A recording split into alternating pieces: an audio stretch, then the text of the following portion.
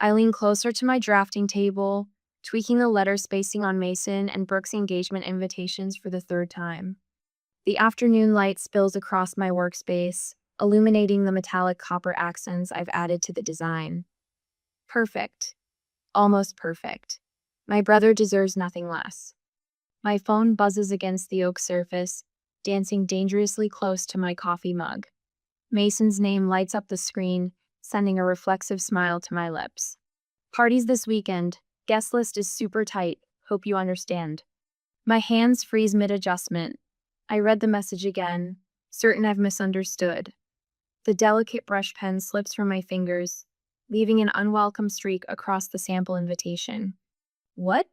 I whisper to my empty apartment. My coffee mug tips as I reach for my phone, the dark liquid seeping into my sketches. I barely notice. Instead, my eyes fix on the framed photo beside my workspace, Mason grinning in his uniform, standing next to 3 large care packages I'd spent weeks assembling. The ones I'd stayed up all night packing so they'd make the military mail deadline. The ones I'd included his favorite homemade cookies in, despite having to work a deadline the next morning. The care packages he'd called a lifesaver during his deployment. My hands tremble as I dial my father's number. Monroe? Dad's voice comes through after 4 rings, distracted and slightly annoyed. Everything okay? Dad, Mason just texted me about some party this weekend, for his engagement. My voice sounds steadier than I feel. There must be some confusion. A beat of silence followed by a sigh. It's just a get-together, Monroe. Nothing formal. I press my fingers against the bridge of my nose. But I'm his sister. I've been working on their actual invitation designs all week. Look, honey, Dad's tone shifts to the dismissive one I know too well. It's a small thing at Brooke's parents' lake house. Don't make this a thing, okay? You know how your brother gets when everyone starts making demands. When I make demands. The unspoken accusation hangs between us. Right, I manage, my throat tightening. Of course. I hang up before he can hear the crack in my voice. The afternoon light feels colder now as I stare at my design work hours of unpaid labor for a brother who couldn't even be bothered to invite me to his pre-wedding celebration. My mind flashes to 6 months ago. The 3 a.m. call from Mason in Germany, desperate because his bank card had been compromised. I remember transferring him $2,000 from my carefully managed savings without hesitation. Emergency money he still hasn't repaid. I think about the 3 nights I spent designing their engagement announcement when Brooke decided she just wasn't feeling the professional one they'd paid for. How I'd missed my friend Diane's birthday dinner to finish it by their deadline. The 18 months of his deployment when I sent a care package every single month. When I checked in on Mom and Dad twice a week. When I helped Brooke move into their apartment so it would be ready when he returned. My phone pings again. My cousin Tara. Just got the evite for MB's party. You coming up to the lake this weekend? My stomach twists. Evite? I whisper. What evite? I type back. 3 dots appear, disappear, appear again. Then, oh, awkward. Thought you'd be there. It's at the Henderson's Lake House. Looks like the whole crew is going. I ask her to forward it to me, a request met with uncomfortable delay before it arrives in my inbox. The screen glows with a cheerful nautical design. Join us for a lakeside engagement celebration. The details swim before my eyes, but one thing becomes unmistakably clear. This is no intimate gathering. The guest count, 120 plus. I scroll through names, recognizing Mason's work colleagues, distant cousins, Brooke's high school friends. Everyone, it seems, except me. My phone rings Dad again. Your brother has his reasons, Monroe, he says before I can speak. Maybe he thought you'd be uncomfortable with so many people. You know how you get. How I get? My voice barely carries above a whisper. Just respect his decision. That's all I'm asking. After we hang up, I sit motionless, staring at my bank account on my laptop screen. Years of careful saving. Years of choosing family obligations over personal dreams. My cursor hovers over the Book Now button of the Aspen ski resort I've daydreamed about for years. The one I've put off visiting because someone more important ways needed me. Not anymore. I press Book Now. First class ticket. Mountain View Suite. 6-day stay. As the confirmation email arrives, I snap a photo of my passport beside my plane ticket confirmation. I upload it to Instagram with steady fingers. When you're not on the list, you make your own. The first class cabin surrounds me with a quiet luxury I've never allowed myself to experience. Soft leather cradles my shoulders as I sip complimentary champagne, the bubbles dancing on my tongue. A strange cocktail of guilt and exhilaration floods my system stronger than the drink in my hand. Another? The flight attendant gestures to my nearly empty glass. Yes. The word emerges without hesitation, without the familiar mental calculation of whether I deserve the indulgence. Thank you. My apartment's rent for a month wouldn't cover this single flight, but 6 years of emergency funds sit untouched in my account. Emergency funds that were always available when Mason needed them. The seatbelt sign chimes off, and I breathe deeper than I have in years. The Mountain View suite at the Aspen Lodge makes my apartment look like a storage closet. Floor-to-ceiling windows frame snow-capped peaks, bathed in alpenglow that turns the white slopes to rose gold. The king bed could fit 4 of me. The bathroom gleams with marble I've only seen in design magazines. I stand before the mirror, barely recognizing the woman staring back. Her eyes hold a wildness I haven't seen before, part terror, part defiance. "Who are you?" I whisper to my reflection. My phone vibrates against the nightstand for the 12th time in an hour. Dad's name flashes on the screen, then disappears as I silence it. Mom's text already waits unread, along with 3 from Mason and 1 from Brooke. I place the phone face down without checking the messages. Whatever family fire needs extinguishing, they'll have to find another bucket. They said what? I clutch my coffee mug tighter as Tara's face fills my tablet screen the next morning. The lodge's breakfast nook offers privacy for video calls that would be impossible at the crowded communal tables. I wasn't supposed to hear it. Tara's voice drops. Brooke was talking to her sister in the bathroom. She said, and I quote, "We just thought Monroe would bring down the vibe." Then something about how you're always so serious and make everything into a big deal. The coffee turns bitter on my tongue. Bring down the vibe. Mason didn't defend you, Tara continues, her eyes darting away from the camera. He just nodded along. My phone pings with a text from Mom. "I'm sorry about all this, sweetheart, but you know how your father and brother get when they've made up their minds. I hope you understand." This isn't the first time, Tara adds, hesitating. Remember Thanksgiving at Uncle Pete's last year and Mason's homecoming celebration? What about them? But even as I ask, puzzle pieces click into place. The last-minute location changes, the vague invitations, the surprised looks when I showed up. They've been doing this for years, Monroe. I thought you knew. The realization settles like a stone in my stomach. I've been strategically uninvited from my own family for years. You've changed, May. Standing up for yourself for once. May's raspy voice fills my voicemail speaker as I prepare for my first skillison. I've lived too long to watch this nonsense. You call me when you're ready to talk. Until then, enjoy every minute of that mountain air. I slide the phone into my pocket with a smile I wasn't expecting to find today. First time on the slopes?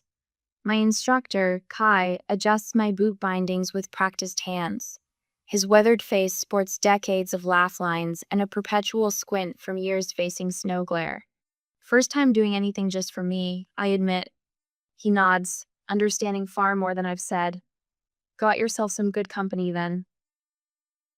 By afternoon, I've joined a group of solo travelers at the lodge, a retired teacher from Vermont, a widower celebrating his birthday, a young woman escaping a breakup. They welcome me without questions about family or obligations. We share stories over hot chocolate as easily as if we've known each other for years. My phone remains silent in my pocket. For entire stretches, I forget it exists. The beginner's slope isn't much more than a gentle hill, but as I navigate down it without falling, triumph surges through me. The cold air stings my cheeks, and my laughter comes out as vapor clouds in the mountain air. My body remembers how to move without hesitation, how to lean into it rather than fight it. Not bad for day 1, Kai calls from behind me. I spent my life making things easier for everyone else. The irony isn't lost on me that I'm finally learning to do the same for myself.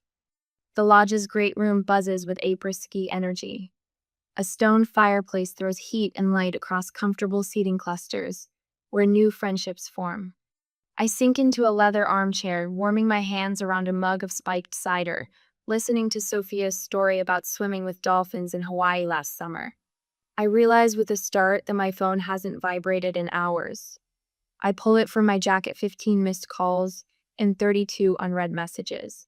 But instead of the familiar spike of anxiety, I feel only a curious detachment. Whatever crisis they're navigating, they're doing it without me. And they're surviving. And so am I. As the conversation around me swells with laughter, I snap a photo of the breathtaking mountain sunset visible through the windows. I post it to Instagram with steady fingers. Good morning to a new life. Have you ever had to step away from family obligations to discover who you really are? Share in the comments below if you've ever had to make the difficult choice between loyalty to others and loyalty to yourself. The fireplace crackles in the lodge's timber-framed lounge as I raise my mulled wine in a silent toast to myself. 3 days into my Aspen escape, and the knot that's lived between my shoulder blades for years has finally begun to loosen. My phone buzzes against the polished oak side table, then buzzes again, and again. When it vibrates for the 6th time in under a minute, curiosity wins. I set down my drink and pick up the device. 17 notifications. All from Tara. Sauce, complete meltdown happening. Call me now. I hesitate, fingers hovering over the screen. Part of me wants to silence it, to maintain this fragile peace I've found. But another part, the part that spent 3 decades witnessing my family's chaos from the front row, needs to know. I slip outside onto the deserted terrace where pristine snow reflects the resort's golden lights. Tara answers on the first ring, party noise exploding through the speaker. Oh my God, Monroe, you're missing drama. Her voice carries a mix of horror and delight. Mason's been flirting with Kelly Winters, you know, his high school girlfriend, for the past hour. Right in front of Brooke. What? The word forms a visible cloud in the mountain air. It started with reminiscing, then onto the arm, touching, and now they're huddled by the bar laughing, like they're the only 2 people here. I press my fingers against my temple. And Brooke just threw her champagne in his face, the entire glass, then stormed out screaming that the engagement is off. Despite everything, my stomach tightens. Old habits surface my mind, already calculating how to fix this, what words might smooth things over, how to salvage the party. Then I remember, I wasn't important enough to be invited. That's not even the worst part, Tara continues. Mason punched the wall after she left. Pretty sure he broke something in his hand. Your dad's losing ETH and Mason got into a shouting match in front of everyone. The bartender cut them both off, and the manager threatened to shut down the whole thing. I can picture it perfectly, Mason red-faced and belligerent, Dad making everything worse with his damage control that only damages. Mom wringing her hands in the corner, pretending nothing is happening. Grandma May is the real MVP though, Tara adds, lowering her voice. She walked right up to Mason, looked him dead in the eye, and said, I'm quoting exactly, "This is what happens when you cut out the only responsible adult in your life." The entire room went silent. A strange sensation bubbles up from my chest, something between a laugh and a sob. For 32 years, I've been the invisible support beam, the emergency contact, the 3 a.m. problem solver, the reliable one who's there for every crisis. Except this time, I'm not. I should go, I say finally. I signed up for a moonlight snowshoe hike. What? Monroe, did you hear what I said? Your brother is imploding, and Brooke just left with her bridesmaids. Everyone's looking for you. They know where I am, I say simply. Because I told them. On Instagram 3 days ago. I end the call and silence my phone completely. 10 minutes later, I'm crunching through pristine powder with 6 strangers and a guy named Ethan. The forest around us is silent except for our breathing and the soft compression of snow beneath our snowshoes. First time? Asks the woman beside me, Catherine from Toronto. I recall from introductions. At everything, I admit. First time snowshoeing, First time in Aspen. First time choosing myself over family drama. She laughs, a genuine sound that echoes among the pines. That last one's the hardest. The physical exertion burns my calves as we climb, my breath coming in visible puffs. Each step takes deliberate effort lift, place, press. No room for family anxiety when you're focused on not falling face first into a snowbank. Halfway up, Ethan pauses our group at a clearing. The valley spreads below us, lights twinkling like fallen stars. Above, the moon hangs full and impossibly bright against the black canvas of night. Take a moment, he says quietly. Sometimes we get so focused on the climb that we forget to look around. Something inside me breaks open at his words. A small, unexpected laugh escapes me, perhaps my first genuine one in years. Catherine smiles beside me, and two other hikers join in, our laughter rising like steam into the night sky. I am not responsible for fixing their mess.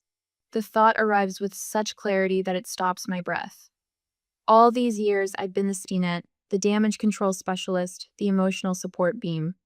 But maybe, just maybe, my absence is exactly what they need. 3 hours later, muscles pleasantly aching from the hike, I return to my room and turn my phone back on. The notifications cascade like an avalanche. 14 texts from Mason, escalating from angry, "Where the hell are you?" to accusatory, "This wouldn't have happened if you were there," to desperate, "Please call, everything's a disaster." 8 missed calls from Dad, followed by a text that makes my jaw clench. "We needed you. You abandoned your family when it mattered most." 3 tearful voicemails from Mom, each ending with her signature line, "Please don't make this a thing, honey." 1 message from Brooke, sent 30 minutes ago. "I need help. Mason's a mess. Can you talk some sense into him?" My thumb hovers over Mason's message, muscle memory nearly taking over.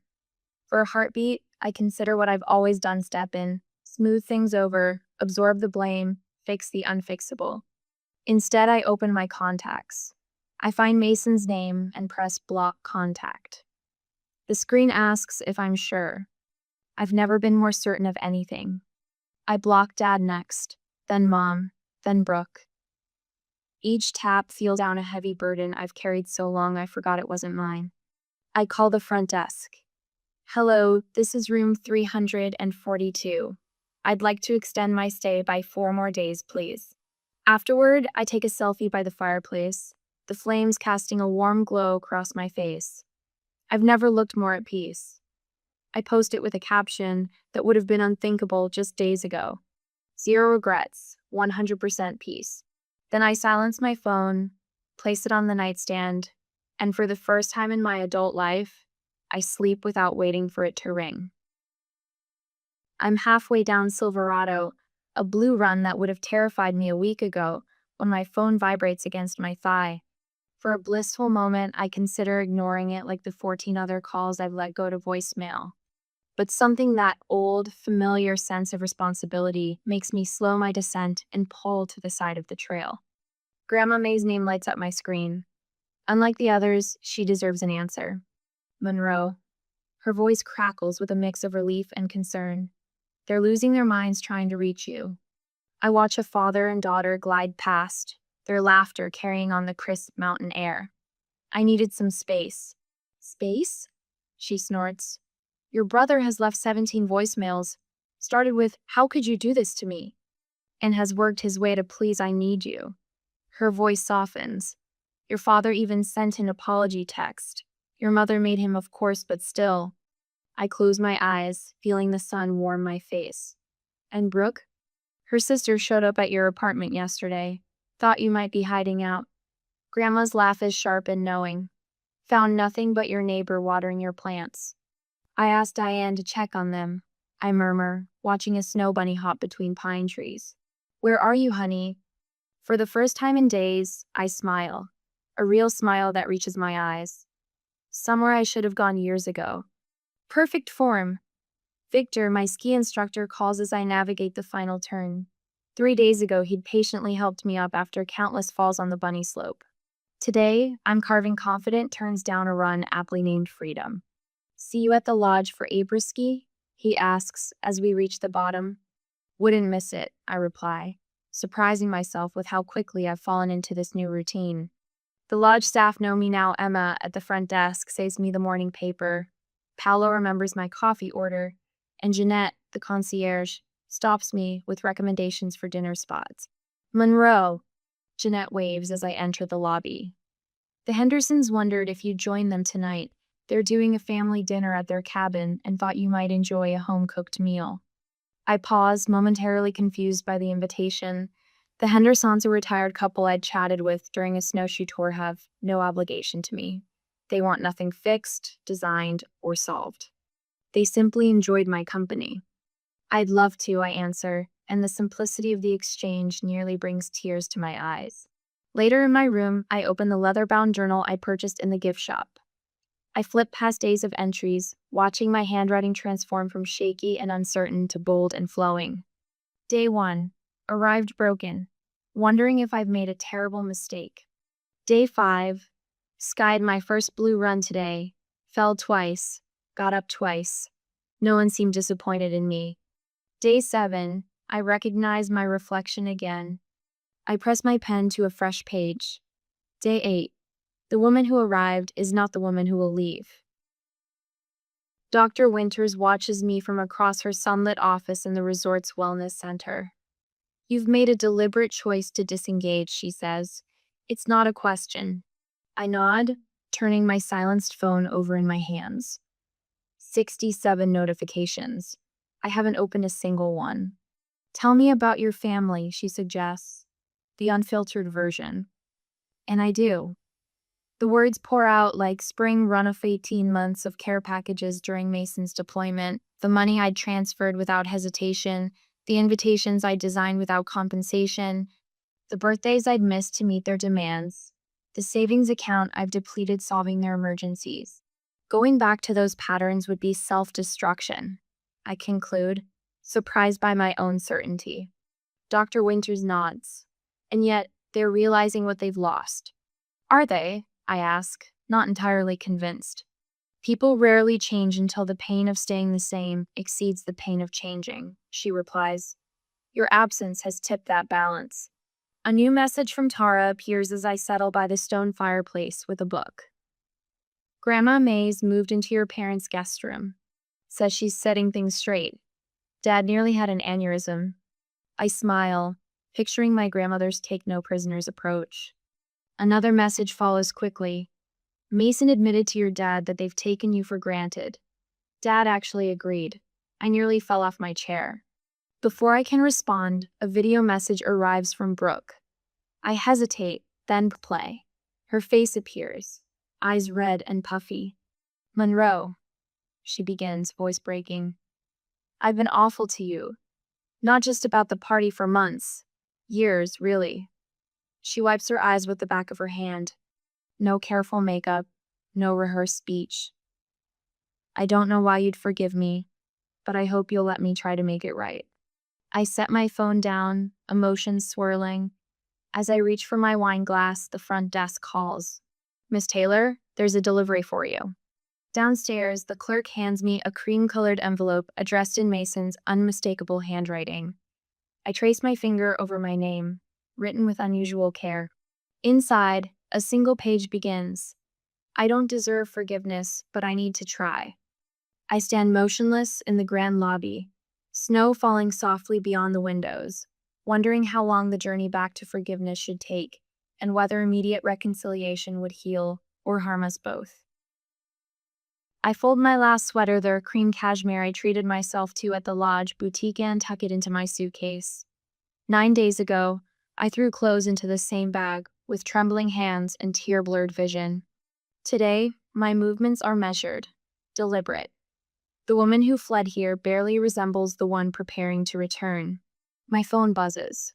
Dad again. Just checking what time we should pick you up tomorrow, his text reads. I type my response without hesitation. No need. I've arranged a rental car. 3 dots appear, disappear then. Seems unnecessary. We don't mind. I do, I reply, then silence my notifications. Control begins with small decisions. The rental car, the neutral meeting location. The terms of re-engagement after what they're all calling your little breakdown, as if standing up for myself could only be explained by mental fragility. From my balcony, I take one last look at the mountains that witnessed my transformation. Tomorrow, I'll meet my family at Meridian Coffee Shop, not our kitchen table, where I've swallowed criticisms with Sunday pancakes for 3 decades. Thank you, I whisper to the peaks silhouetted against the twilight sky. I spot them through Meridian's window before entering, Dad checking his watch, Mom nervously stirring her tea, Mason with his arm around Brooke, who's scrolling through her phone. Their tableau of impatience so familiar, it almost pulls me back into old patterns. I straighten my shoulders and push open the door. Monroe. Mom spots me first, half rising with that anxious smile. We saved you your favorite corner spot. I slide into the empty chair, setting down my leather portfolio with deliberate care. The weight of it grounds me. You look different, Mason says, squinting slightly. Skiing agrees with me, I answer, making eye contact with the barista instead of my brother. Well, Dad clears his throat, taking charge as expected. Let's just put this unfortunate business behind us. Your mother's been beside herself, and Mason and Brooke need help planning the rescheduled engagement party. Brooke nods eagerly. We're thinking the first weekend in April. I've already created a spreadsheet of tasks. I've highlighted yours in yellow. My mother reaches across the table, her fingers trembling slightly as they cover mine. Sweetheart, please. The family needs to stay together, especially with everything that's happened. I gently remove my hand from beneath hers and open my portfolio. Before we move forward, we need to address what happened. Monroe, Dad warns, dwelling on unpleasantness. I'm not dwelling, I interrupt, my voice quiet but firm. I'm establishing context. I withdraw a sheet of paper from my portfolio. On the 16th of February last year, Mason called at 3 a.m. from Germany because his bank card was compromised. I transferred $2,000 from my emergency fund within 10 minutes. I look directly at my brother. That loan remains unpaid. Mason shifts uncomfortably.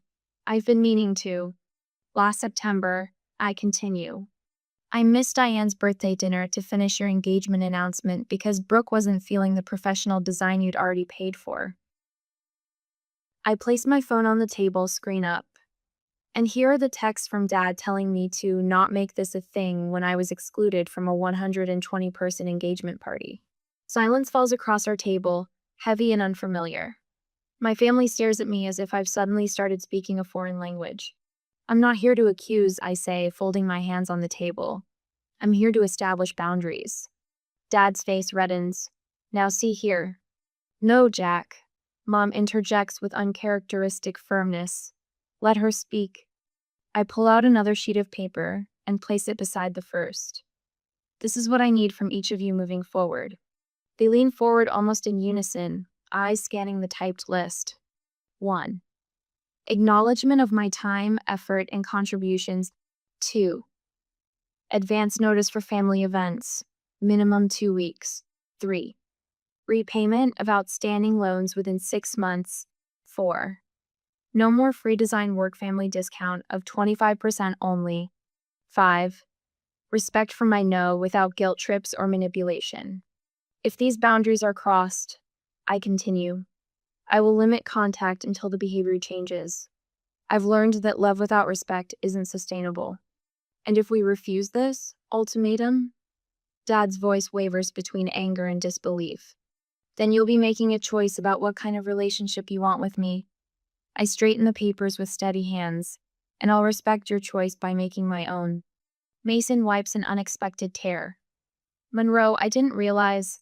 I know, I say, softening slightly. That's part of the problem. These seem reasonable, Mom offers tentatively, glancing at Dad. Brooke's perfectly shaved eyebrows arch high. So you're not helping with the wedding planning, after everything that's happened? I'll help within these parameters, I answer. But there's something else. I've accepted a 6-month design contract in Colorado. I start next month. You're leaving? Dad's fist hits the table, rattling our cups. Just like that? I'm pursuing an opportunity, I correct him. Just like you always encouraged Mason to do. Dad opens his mouth, closes it, then slumps back in his chair. Mason leans forward, eyes rimmed red. I've been a terrible brother, haven't I? Before I can answer, the coffee shop door swings open, and Grandma May makes her entrance, impeccably timed as always. Well, look at you, she says, her eyes appraising me with approval. About time someone stood up for themselves in this family. She pulls up a chair from the neighboring table and wedges it between Dad and me. Now, she says, placing her weathered hands flat on the table, let's talk about how this family moves forward with a little more equity and a lot more respect. I catch my reflection in the window, shoulders back, chin level, eyes clear. The mountains gave me this gift. A woman who finally values herself enough to demand others do the same. Mountains frame my view as I adjust the blinds in my Colorado apartment. 6 months in this place, and the sight still steals my breath. The crisp February air seeps through an inch of open window, a luxury. I never allowed myself back home where I paid the heating bills my parents claimed they couldn't afford. I run my fingers along the row of postcards pinned to my cork wall. Aspen, Boulder, Santa Fe, Denver. Places I've visited since claiming my independence. Each one a milestone marking distance from the girl who'd cancel plans at the first hint of family need. My phone lights up with Mom's weekly video call. I take a deep breath before answering, remembering my therapist's advice. Boundaries aren't walls, they're doors you control. Monroe? Mom's face fills the screen, her hair freshly colored for the church potluck. You look rested. I am. No explanation, no apology, that's new too. Your father asked about your project for that coffee company. She pauses, fumbling with her reading glasses. He saw their billboard off Highway 40. Said it had your signature style. 6 months ago, I'd have launched into an extended explanation, seeking validation. Today, I just smile. It was a good client. They've already commissioned 3 more designs. A notification slides across my screen, a text from Mason. Sample wedding invitations came today. Using your color scheme suggestion. Thanks, sis. No desperate plea for help. No last-minute crisis. Just acknowledgement. Progress. After we hang up, I open my laptop to an email from Tara with apartment listings in Denver. Consider me as a roommate, she's written. Colorado looks good on you. I sip my coffee and allow myself a moment of quiet pride. The family that once saw me only as a utility has begun the awkward, imperfect work of seeing me as a person. Grandma May's weekly letter sits unopened on my counter, her elegant cursive visible through the envelope. Her correspondence has been my anchor through this transition. Last week she wrote, "Your father actually asked me how to make your mother's birthday special without putting the burden on you. First time in 40 years that man's asked for advice." I tucked the letter into my journal for later, savoring the anticipation. Today is for focus. My design business has tripled since moving here. Clients who value my boundaries lining up for my services. The invitation sits on my coffee table, Mason and Brooks' revised wedding plans. A simple ceremony, 30 guests. My name on the envelope in Mason's handwriting, not Brooks' mother's secretary's. I haven't decided yet. My therapist nodded thoughtfully when I showed it to her. Attending doesn't mean returning to old patterns, she reminded me. Hotels exist for a reason. Later, I'll meet with Jenna, a design student struggling with family expectations. She reminds me of myself, talented but hesitant to claim space. The scholarship I established at the local college connected us. You're helping me give myself permission, she told me last week. A familiar heaviness tries to settle on my shoulders as I remember next week's women's retreat where I'm speaking about boundaries. The old Monroe would panic at being seen as an expert on something she'd only recently mastered. But that was before. Instead, I closed my eyes and practiced my evening gratitude ritual. Thankful for courage, for mountains, for the quiet satisfaction of a life that belongs to me. Through the window, the setting sun paints my walls, copper the same metallic shade I was perfecting on Mason's original invitations the day everything changed. I rest my hand on the invitation. Tomorrow, I'll book a hotel room in my hometown and RSVP yes. Not because I'm needed, but because I choose to go. Sometimes the greatest act of love is learning to love yourself first.